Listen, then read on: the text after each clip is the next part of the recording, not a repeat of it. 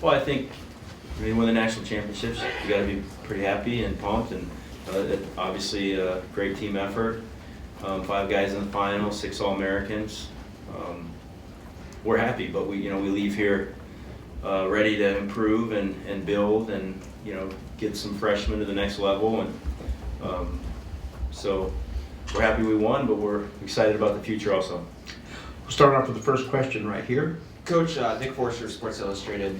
You guys probably had the biggest fan section here this weekend. Can you just talk about the atmosphere and what that was like having that support here? Well, it was great. I think we're close to Penn State. I mean, there's hundreds of thousands of Penn State alumni, within a 100-mile radius of this area. So, we were hoping that'd be the case, and it certainly was. So, we felt the energy there, and we wanted to wrestle well. When we first learned that the Nationals were going to be in New York City at Madison Square Garden, that was something you just kind of think, man, we want to have a good tournament there and represent our school and our alumni as well as we can. And I think we did that for the most part. Left a couple points out there, lost some tough matches here in the finals, but it's a national tournament. That's what happens. The back. Cael, Nate with the CDT. Can you talk a little bit about your 2 seniors, Morgan and Nico, and then also about Zane, please? Yeah.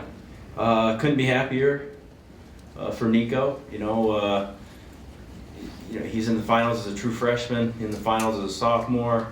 Took 3rd as a junior, redshirted. Just a guy that we wanted to win in the worst possible way, and it was emotional. It was awesome. We're happy for him. A kid that works extremely hard. He's very disciplined and very consistent. Always gives his best effort. It's very rare, and it was a great moment for him and something he's going to be happy with. Because as you see, it's not easy to win a national championship, and just being in the finals is a great honor in itself. But he wanted to win, and so I was real happy for him that he could. Morgan had a great year and has had a great career, 3-time All-American. Obviously we were hoping he could go win that match. He ran into a tough kid. Jaden Cox is very good, and he beat us. He beat us today. So, but we're real happy for Morgan, and he was excited to wrestle up on the stage. I know, and great career, great kid, and they're all just great kids. Good individuals, people that you're going to be proud of as a parent or a brother or a coach or a teammate. So. That makes our jobs a lot more fun. And one more guy, Zane. What can you say about Zane? Zane's just Zane. He's only a sophomore, but the pressure he puts on his opponents and his ability to score points, and we're glad he's only a sophomore. We wish he was a freshman, but we're just coming into school, I guess. But great leader for us.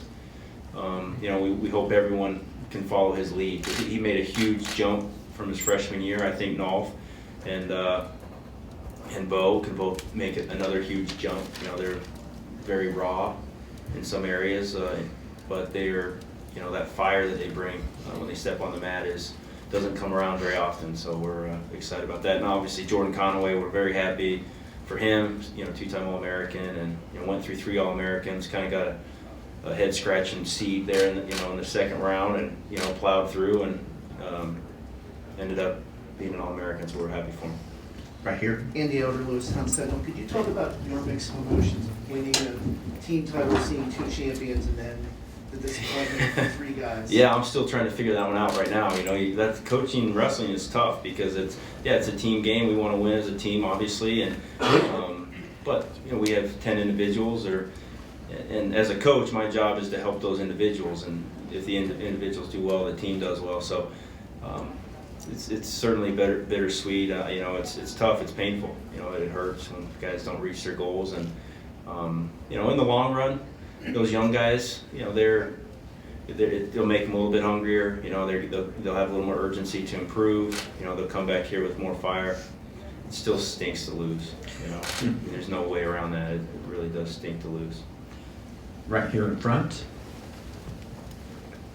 Coach Cael, Zub Miller, Flow Wrestling, Go Highcast. you're just like a really nice guy. All your guys are really nice guys. It seems like them doing the right thing, being good people, sense of community, you know, a sense of family, and the culture you guys have built.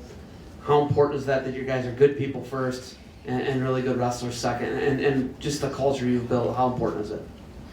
Well, I think everybody probably thinks they're a good person, right? So, I mean, I don't know if we're any different than anybody else. We just, we have a great staff. We trust each other. You know, we do our best to do things the right way. We believe we'll be blessed by doing that. You know, we enjoy what we're doing, you know, and there's a bigger picture. Yeah, we want to win, but, you know, we'd rather compete the right way. I mean, Bo Nickel threw himself on his back 3 times today, but, you know, I guarantee you, when people see him wrestle, they're going to stop what they're doing and they're going to watch. You know, there's things bigger than winning. You know, the way you compete, the kind of person you are, obviously much bigger than winning. And the way you compete, it's bigger than being a 4-time national champion, right? When it's all said and done, you know, there's going to be a lot of 4-time national champions. There's not going to be a lot of Jason Knopfs and Bo Nichols, though. Eddie in the back. Hi, Eddie What's up, Eddie? Goldman, No Holds Barred. How you doing? Congratulations. Thanks. Obviously, since you've been at Penn State, you've turned this team around. You're really on a historic run. But I know you're concerned about the whole sport of wrestling as a whole. What would your advice be to other programs that would like to turn themselves around and achieve success that they had trouble achieving over the last few years? Well, you know, it's easier said than done, and coaching is a stressful job, and it's about winning, you know. My job's to, you know, do the best that I can, obviously, but, you know, I keep my job by winning, so it's hard for me to say, you know, do this, do that, because everyone's in their own situation, everyone has their own circumstances, but I would just say, you know, you have to do things the right way, and you have to recruit the right kids. You know, it's so easy to give a kid a nod because maybe he has a little bit more talent, or maybe you think there's a chance, you know, that he can win a match, where the kid that might be doing everything right, that works a little harder, that wrestles a little bit harder. But in the long run, I think you gotta go with the right kinds of kids. You know, there's the quick fixes and this and that don't really work in the long run. So, you know, just being patient, trust yourselves, and you could go on and on. But Mike. so I won't. Sorry. Mike Pinto. Yeah. Just not to elaborate on the disappointment tonight, but couldn't help but think about when David Taylor lost as a freshman. Will you be able to use that as an example for Jason and Bo to help them overcome any disappointment or doubt they have tonight? Well, I think there are a lot of examples where people lose, and it propels them forward, you know, to greater heights, and maybe they wouldn't have reached had they not won. You know, David Taylor is a great example. You know, he was bigger than winning 4 national titles. You know, the reputation he built for himself, the way he competed, it's bigger than winning. You know, that's what we want to do. We want to be bigger than winning. For the most part, our guys are moving forward and trying to score points, and you know, in the long run, that's going to win. You know, and that's what we believe, and that's what we're going to keep doing. Take one more question right here. Eric Knopfsnyder from the Tribune Democrat in Johnstown. Sticking with the good of the sport comment, I saw Quentin Wright tweeted that this was the most exciting finals that he's seen in years. Do you think that the new rules and some of the things that they're trying to do is encouraging more scoring and helping the sport from what we saw tonight? Well, yeah, I don't know. I mean, what rules are we talking about? A 4-point near fall, or the push-out rule kind of a thing? I mean, I think that's a good thing.